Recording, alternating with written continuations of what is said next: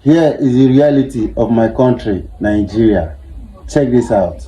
The first thing I want us to understand is that it's not going to get better, so that we'll not keep having these unrealistic expectations. If you look back at our democracy since 1999, we have never had a better government. So go think back 23 years. It keeps getting worse. It keeps getting worse. It has never gotten better. So we need to have that reality behind us while we are looking at the future. Because see, life is lived forward but understood backwards. We have never had a better government. So to believe or expect that, oh, this one will be better than the former one, you're going to be setting up yourself for trouble. So that's number one mindset you need to have. It's not going to get better. Even when we look at it prophetically, darkness will cover the earth, gross darkness the people. So it's not going to get better. But we're going to go through what has happened with this new government is that they are making the right decisions. Now, the right decisions they are making is going to make things tougher. But if we are able to weather the storm, there is light at the end of the tunnel. With reference to subsidy, I wish that with reference to subsidy, we have all accepted the 2012 verdict. Because Sanusi was crying. Was it Okonjo Iweala? They were all crying. They gave us the figures. But this same APC government and many other people were against them. Today now, some people are fighting. This subsidy is a fraud. We all know it has to go. So anyone that is saying they should not remove subsidy, you are not being realistic. Because we are at the bottom of the bottom of the bottom. So subsidy must go. The challenge is always, should we go now? What do we need to put in place before you go? All those are stuff we will discuss with time. But that it must go, it has gone. Number two, the floating of the dollar. It's a good decision. But one thing we need to understand is that there's what we call the gestation period for every policy. When a policy is made, it takes between 6 months to 2 years, all other factors being considered, before the benefit of that policy begins to come. So all these ones we think things are tough. It's not tough. We have not started. So don't even disease, you have not started, because we are just less than 2 months in the policy now. So it is when the policy goes through its gestation period. So for the fuel subsidy, for instance, it's going to go higher and higher. Then when all the fuel that people that have given licenses have come in, then it can begin to go down. But don't forget that we don't have any refinery. We have not been able to have one refinery in almost 40 years. Yet an individual did one in less than 4 years. Another one is doing one now that will be ready in another 4 years. It shows that we are not ready. So for you to be expecting that government will do something for you, you are fooling yourself. The government is not there to help you. So you have to think of how to help yourself, which is where survival strategy now comes in. So my own advice for individual is to understand that the principles that makes for surviving and thriving in any economy has never changed. There is nothing you are going through today that people have never gone through before. They survived it. If we survive lockdown, we'll survive this one. We just need to face reality. And the reality is twofold. Increase your income or reduce your expenditure. But many times people always think of increasing income alone. Reducing your expenditure is a major aspect of surviving any economy, because the income will not necessarily increase if you don't have value that you are offering that will demand money to flow to you. So if you are earning salary will not increase. They will even most likely sack you.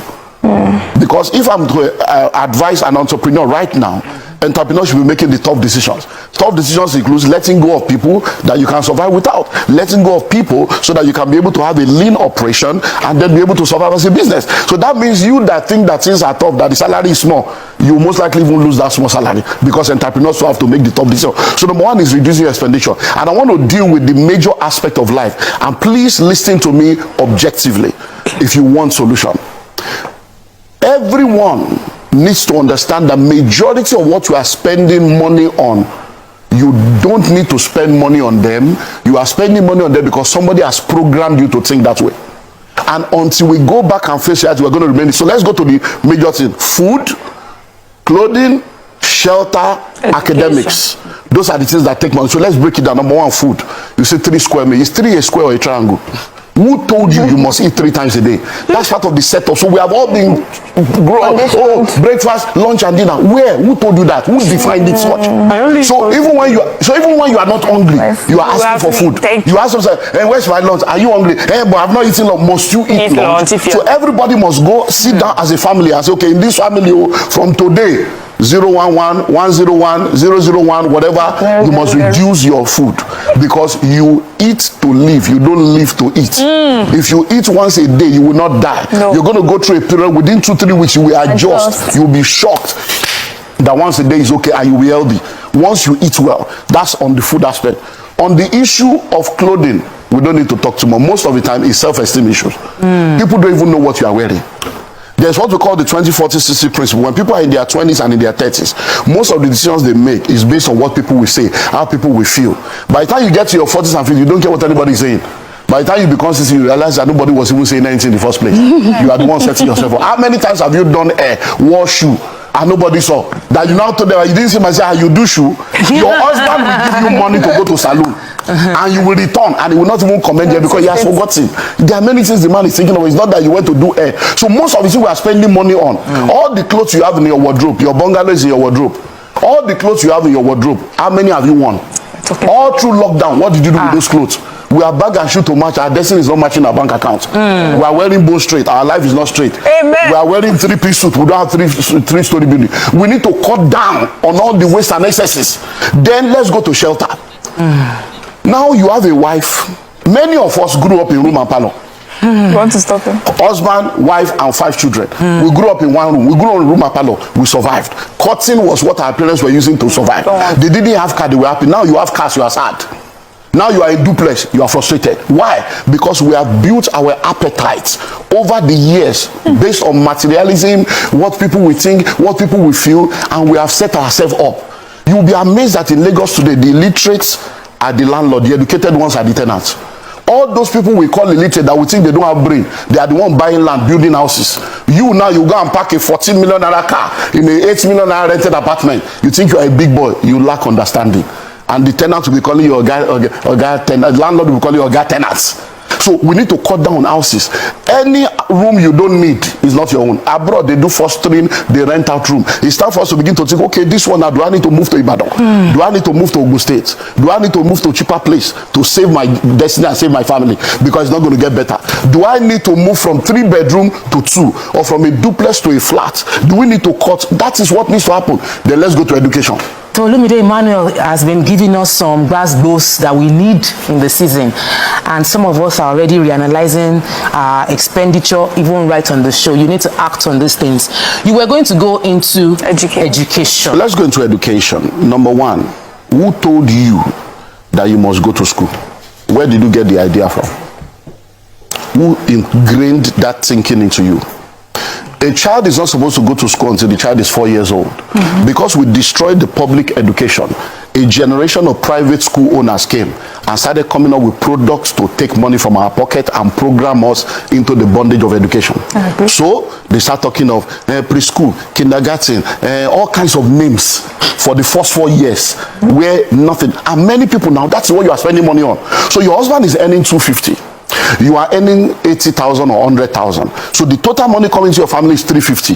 The school fees you are paying is 200. Where is the wisdom?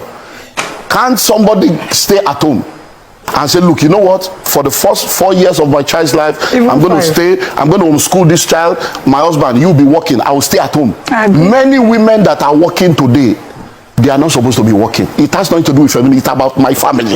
What's our family value? This is the formative stage of this student. Stay at home because what you are going to earn is not even anything. You are going to earn 100. So if you are earning something big, they might say, okay, Oni, maybe you have, the man will be the one to stay at home. Because we see this happening all over. So we should diffuse ourselves. You say that again, sir. Because your voice was very loud when you were saying the women can stay at home. No. If the woman is earning more, the man should stay at home. It's happening everywhere. It's for your family. The man will now stay at home. You homeschool these people. Because one of the things that has affected us is because we have this mindset of full-time housewife.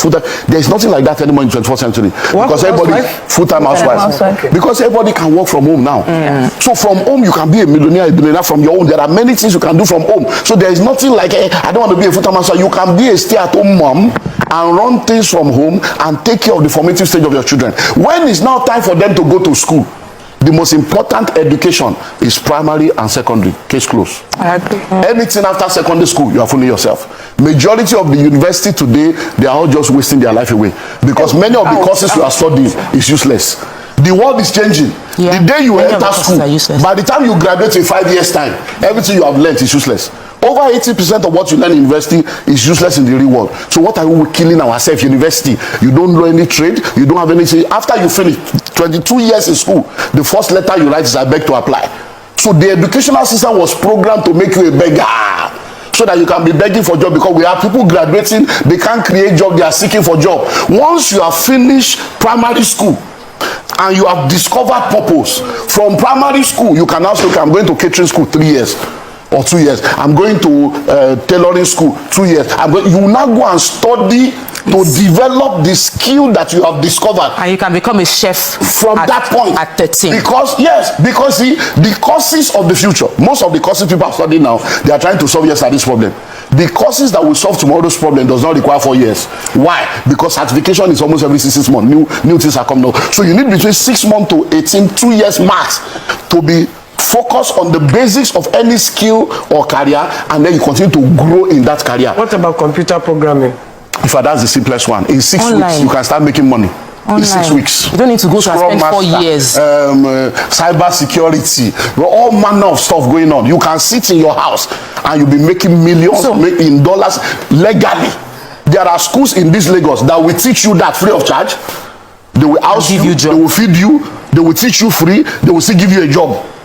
And then you will pay back when you get a job over a period of time. School free in this Lagos. People are not looking for that. They want to go and do 4 years, and then 4 years that will become 6 years, because it's the programming. Because when we're growing up, our parents wanted to be a doctor, lawyer, engineer. All those courses are useless now. AI is taking over. What I'm hearing you is we should law is there is nothing called law, but expire. They are all expired courses. Law, medicine. It's about AI is doing it now. Watson will take over. The law you are studying law in Nigeria. When you get to England, you can't practice. You have to acclimatize to their own. You do their bar. You go to America and say, but the software now, AI, will be a global lawyer that has every law of every nation and understands every language. So which law are you reading? We are just wasting time. It's a programming that we have not yet understood, and we are still following that assembly line. So I argue with all this medicine. I won't leave law, medicine. You actually need to go and study medicine. And there are AI now, there are robots now. We are in the fourth, in fact, we are in the 15th doctor of computer, that I will put the machine on your body now. It will tell me everything about you from A to Z, from A to 2, the state of your kidney, your liver, your lung, and the treatment you need to have. Do you know there are tablets you can take now, just one vitamin? Everything you need for your whole day is inside. You don't need to eat. Sir, I agree with most of the things. And you'll be okay. So I'm not saying that those things will not be needed, but the number of people that are going in there will be left stranded, because by the time you come out, we need 50. There are 5 million of you. You will now be stranded. So we need to begin to think differently. Yeah, that's it. I get because that. the way forward is you must be a value creator. Many people are in the marketplace, they are not offering value. They are just going to collect. And what does it mean? Money flows in exchange for value. What is value? Meeting needs, solving problem, and answering questions. So you must have something you are offering your generation that they are paying you for. People don't employ for activity anymore. They employ for productivity. You know, you are an entrepreneur. Do you know how many unemployable graduates we have in Nigeria? They can't speak good English. They can't write letter without correction. They didn't go to school. And these are the people. And you are talking to them. They went to school. They went to school, but school didn't go through them, because most of these schools, they are not teaching them anything. They are just buying handouts. I agree with you. Do you have an idea of the Nigerian University? 300 people in the class, 120 people in the class, 80 people in the class. Lecturers don't come. They don't even come. These are the realities. Why are we deceiving ourselves? You now say my child is in this, is in that. Then we now say it's a and private. you're borrowing money to pay for private university. This one is a private this one is a Christian. There is no Christian school. Please listen. I have 2 master's degree. I have 2 PhD. Not all. I went to school, so I have 2 PhD. So I'm not saying that you should not go to school. I'm not saying that you don't need education. But when you are going to school, be going to school because you really need it. Be going to school because it is important to help you to become who you are supposed to be. Many people already discover what they are supposed to do. I'm supposed to be a fashion designer, but because of this programming, you want to first go and do medicine. Then you now come back to that. You want to first do architecture first. That is the deception I'm talking about. And then when you are going to school, don't go to school based on the programming of the courses you think will help you to be marketable. Go to school to study the courses that will help you to solve the problem of the world you are living in. Many of us are mirroring our parents' dreams and desires. That's why the popular courses are, now do you know that in our own days, if you have told your mom you want to be an actor, an actress, they will have said you are a prostitute. They will have said you are doing this. You want to be a footballer, they will say, hey God, who did this to me? But now we are in the same case now. If a child comes to you now and says, Mommy, I want to be a drone pilot, will you agree? If your child comes to you today now and say, I want to go into robotics, will you agree? I want to be a graphic artist, will you agree? Because in your consciousness, being a graphic artist is not a career. It's graphic artist, they draw picture. That is the program that we have all been programmed in.